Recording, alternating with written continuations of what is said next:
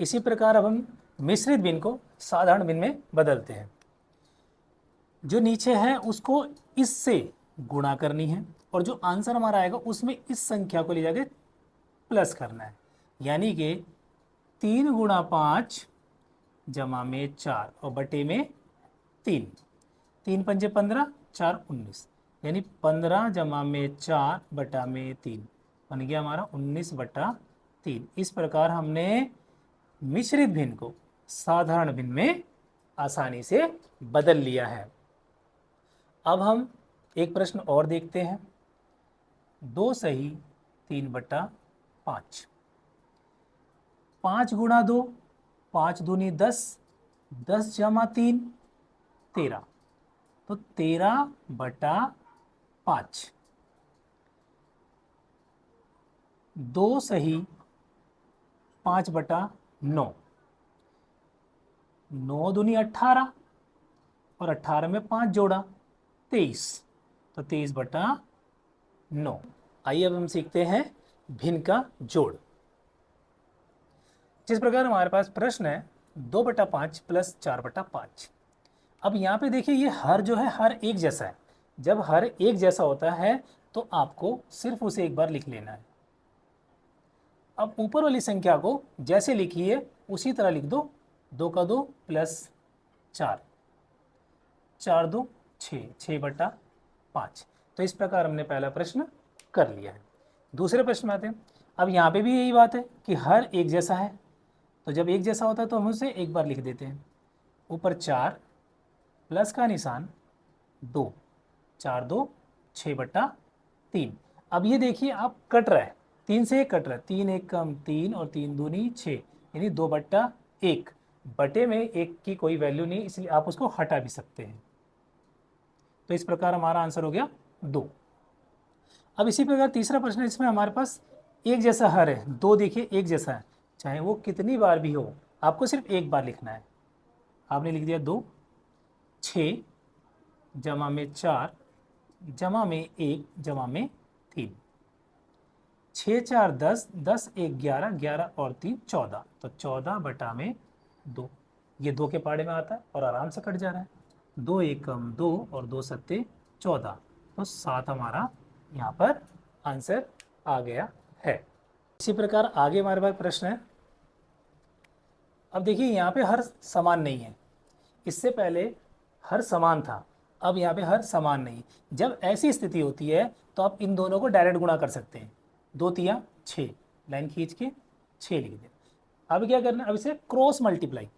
5 तिये 15, जमा का निशान 3 दूनी 6, 15 6 21, 21/6। 3 के पाड़े में आता है और आराम से कटता है। 3 दूनी 6 और 3 सत्ते 21, यानी कि 7/2 हमारा आंसर हो गया। इसी प्रकार दूसरा प्रश्न है हमारे पास। इसके अंदर भी हमारे पास देखिए हर जो है वो बराबर नहीं है, तो 7 पंजे 35 लिख देंगे। क्रॉस मल्टीप्लाई 7 सत्ते 49 और 4 पंजे 20, 49 और 20 69, 69/35। तो ये हमारा एक आंसर ये भी हो गया। इसी प्रकार जो हमारे पास तीसरा प्रश्न है, तीसरा प्रश्न जो हमारे पास है, हम इसको 2 तरीके से करेंगे। यहाँ पे भी है हमारे पास और यहाँ, तो हम 2 तरीके से करेंगे। आइए, 8 और 4, 8 चौक 32 लिख दिया हमने 32, 4 दूनी 8 जमा 5 अट्ठे 40, 40 8 48, 48/32। 48 और 32 8 के पाड़े में आते जो आप काट सकते हैं। 8 छिक 48 और 8 चौक 32। 6 और 4 भी 2 के पाड़े में आते, 2 तिया 6 और 2 दूनी 4। इस प्रकार हमारे पास आंसर आया 3/2। अब अगला जो सवाल है हमारा सेम सवाल है, ये भी सवाल हमारा दोनों सेम है। 8 और 4, अब हम इनका सबसे पहले एलसीएम लेंगे। एलसीएम मतलब लीस्ट कॉमन मल्टीपल, जो एलसीएम की फुल फॉर्म होती है। 8 और 4 का एलसीएम लेंगे।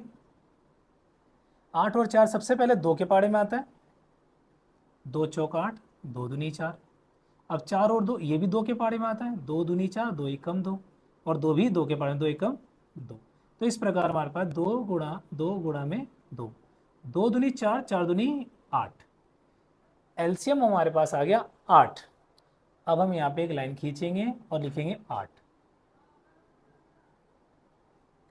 अब नीचे नीचे भाग, 8 का पाड़ा पढ़े कि 8 आए, तो 8 के पाड़े में 8 एक बार में ही आता है, एक। अब ऊपर वाली संख्या से नीचे वाली संख्या को गुणा करेंगे, जो आया 1 गुणा में 2, जमा का निशान यानी जमा का निशान। 4 का पाड़ा पढ़ना 8 है, तो 4 दूनी 8, 2 ऊपर वाली संख्या गुणा 5, 1 दूनी 2 जमा 2 पंजे 10 बटे में 8, 10 2 12, 12 बटा 8। अब हम इसे काटेंगे, 4 दूनी 8 और 4 तीये 12, तो इस प्रकार हमारा आंसर 3 बटा 2 यहाँ भी यही आया। तो आशा करता हूँ आपको ये वीडियो अच्छी लगी होगी और आपने इसमें कुछ अलग तरीके से भिन्न का जोड़ सीखा होगा। जय हिंद।